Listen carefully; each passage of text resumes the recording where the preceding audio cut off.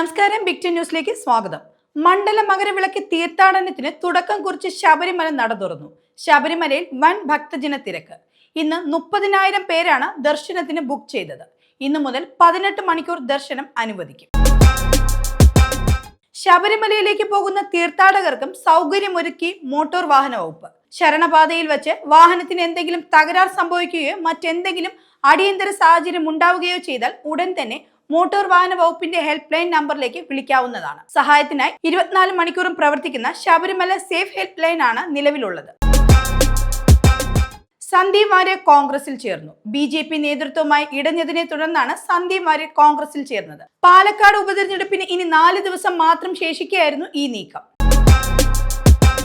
കോൺഗ്രസും BJPയും തമ്മിലുള്ള deal വ്യക്തമായെന്ന് CPM കേന്ദ്ര കമ്മിറ്റി അംഗം EP ജയരാജൻ. സന്ദീപ് വാര്യരുടെ കോൺഗ്രസ് പ്രവേശനത്തോടെയാണ് അത് വ്യക്തമായത്. ഇനി എപ്പോൾ UDF സ്ഥാനാർത്ഥി BJPയിൽ ചേരുമെന്ന് നോക്കിയാൽ മതിയെന്നും അദ്ദേഹം വ്യക്തമാക്കി.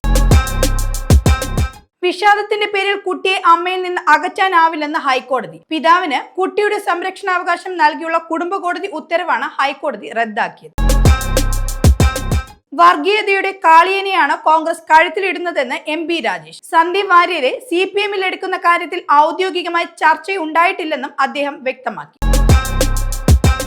കൊയിലാണ്ടി ബസ് സ്റ്റാൻഡിൽ വനിതാ ASAയെ കൊണ്ട് യുവാക്കൾ പരസ്യമായി മാപ്പ് പറയിച്ചു. ബസ് സ്റ്റാൻഡിൽ ചുറ്റിത്തിരിയുന്നത് ചോദ്യം ചെയ്ത ASA ജമീലയെ കൊണ്ടാണ് യുവാക്കൾ മാപ്പ് പറയിപ്പിച്ചത്. സംഭവത്തിന്റെ വീഡിയോ പ്രചരിച്ചതോടെ സ്പെഷ്യൽ ബ്രാഞ്ച് അന്വേഷണം തുടങ്ങി. ബോളിവുഡ് നടി ദിശ പട്ടാനിയുടെ അച്ഛനും മുൻ SP-യുമായ ജഗദീഷ് സിംഗ് പട്ടാനി തട്ടിപ്പിനിരയായി. 25 ലക്ഷം രൂപയാണ് നഷ്ടപ്പെട്ടത്. ഗവൺമെന്റ് കമ്മീഷനിലെ ഉയർന്ന സ്ഥാനം വാഗ്ദാനം ചെയ്തായിരുന്നു തട്ടിപ്പ്. ജഗദീഷിന്റെ പരാതിയിൽ 5 പേർക്കെതിരെ പോലീസ് കേസെടുത്തു.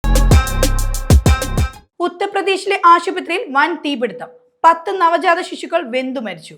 പൊള്ളലേറ്റ് 16 കുഞ്ഞുങ്ങളുടെ നില ഗുരുതരമായി തുടരുകയാണ്. ഷോർട്ട് സർക്യൂട്ടാണ് അപകട കാരണമെന്നാണ് പ്രാഥമിക നിഗമനം. ഇന്ന് 6 ജില്ലകളിൽ ഇടിമിന്നലോട് കൂടിയ മഴയ്ക്ക് സാധ്യതയെന്ന് കാലാവസ്ഥാ വകുപ്പ്. ഇരട്ട ചക്രവാത ചുഴിയുടെ സ്വാധീന ഫലമായാണ് സംസ്ഥാനത്ത് മഴ മുന്നറിയിപ്പ്.